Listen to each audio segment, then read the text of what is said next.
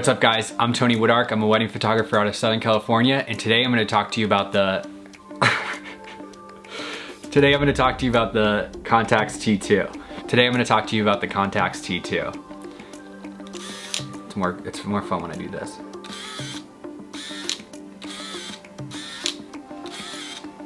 Hope it doesn't break. That's it. Hope you like the review. Thanks. Oh, there's film in here. I don't want to take a photo. But yeah, here it is, Contax T2. It is one of the best point and shoots in the world. It also has a price tag that matches that, so we'll get to that later, but let's go through all the features. First up, I want to show you this little case that I found. I found this on Amazon, and I'll link that below. I think it was like 10 bucks or something. It's hard shell, nice kind of fake leather material. But what I like about it, it's got this little strap right here, and it just holds it really nicely, and it fits really well in there. And then I've got some paper towels and some lens wipes. I have the paper towels because I was shooting in Hawaii, and so I was just wiping off the salt water after I shot with it. But yeah, it fits it perfectly, and it's kind of hard shell, and so I can throw this in a bag and not have to worry about it. I like to keep my cameras clean, so this is a nice little case for that. Okay, let's get into the nuts and bolts about this camera. I think first off, I just love the size of it. It feels really nice in your hand. It's got a titanium finish, and it just feels really well built. It's a little heavy, but it fits nicely in your pocket. Not so much your front pockets, but like any little inside pocket or jacket pocket or whatever. It just fits really nice in there. That's what I love about this camera. I love having my Contax 645 for big, medium format photos. And then this is like 35mm running gun. It's got an amazing built-in light meter, so I don't need to carry a light meter when I shoot with this. And the autofocus is amazing as well. The best part about it, I think, is the Zeiss lens. It's got a Zeiss Sonnar, I don't know how you say it, Sonnar lens. It's 2.8 lens with a 38mm focal length, which 38mm to me is a really good kind of mid-range. It's not super wide, and it's not like a 50, and so you can kind of capture any scene anywhere, I feel like. This isn't the best camera for portraits, but it can take really nice portraits as well. Some of the features, so on this up here, there's a little dial that you can turn, and I'll show you a close-up of that.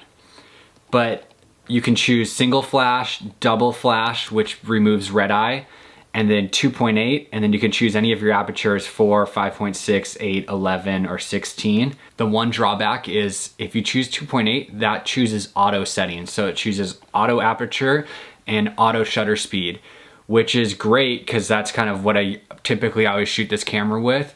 But the bummer is you can't choose 2.8 as your aperture. You can choose any of the other apertures as your aperture, and then it will just adjust the shutter speed as needed. But for some reason, with how they built it, you can't choose 2.8, which I think would be great for that bokeh, just kind of blurred background, especially if you want to do portraits. That's kind of a bummer with this camera. The other bummer, I think, is this little viewfinder. It's really small, so you kind of got to press your face up to it. But once you look through it, it is really nice. It's got these little crop marks on the outside to show you where your frame's at. And then it's got some information on the inside showing you whether you're hitting focus, and then showing your shutter speed, and if you have too low of light or too much light, it will give you that kind of information inside. I shot quite a few rolls through this without even noticing those framing brackets were actually the crop of the photo.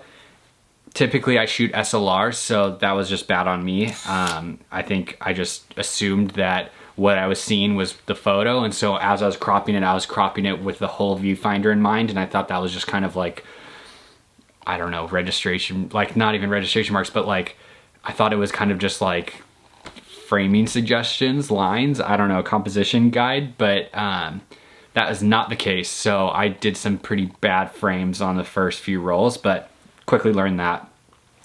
There's also a feature up here for a self timer. I think it's a 10-second timer. And then you can also choose to manual focus it.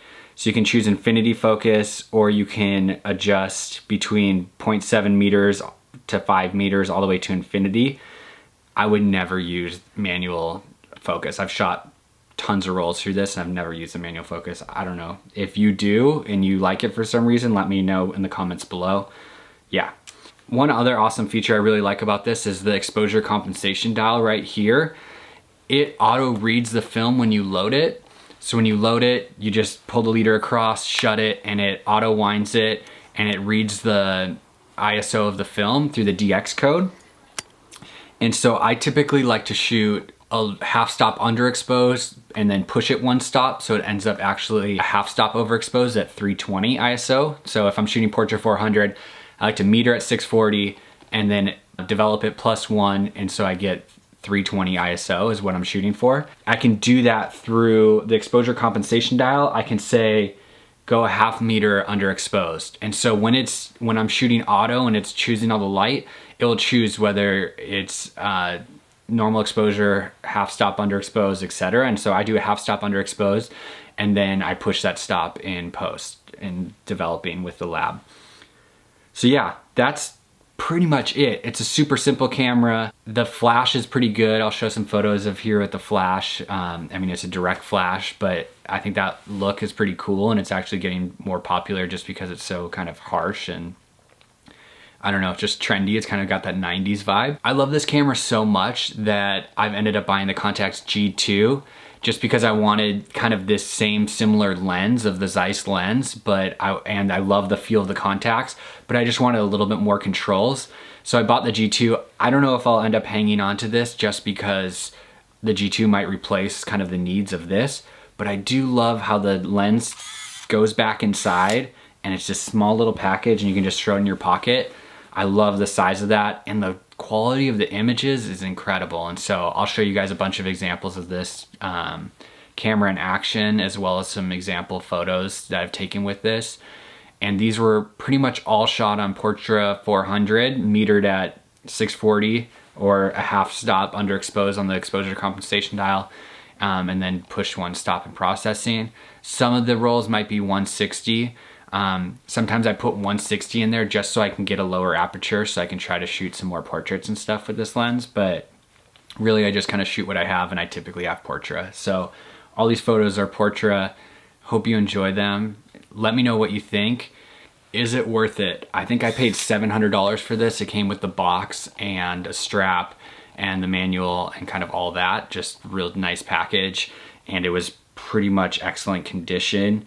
The lens is flawless. This viewfinder is really clean. Everything was super clean about it. I think the only part was this is a little bit scuffed, but that's just a battery case. Oh yeah, it takes, let me find something that I can open this with. It takes CR123A batteries, the 3-volt little batteries. This is the one it must have come with, because I wouldn't buy a weird brand like this. But let's see if I just messed up the count on the roll. Very easily could have. Might just rewind.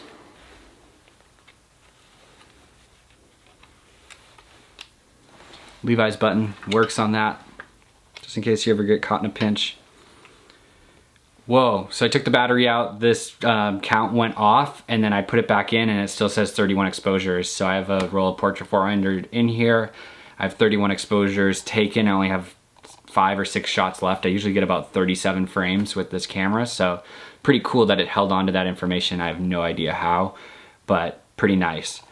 I'll show you some videos of me shooting with this. I'll show you a ton of example photos, and I'll show you kind of some iPhone bad videos of me shooting with this, just so you can look through the viewfinder and see how it works and then see the photos that I get from it. Hope you enjoyed this review. Pretty simple, but I love this camera. So this is the T2.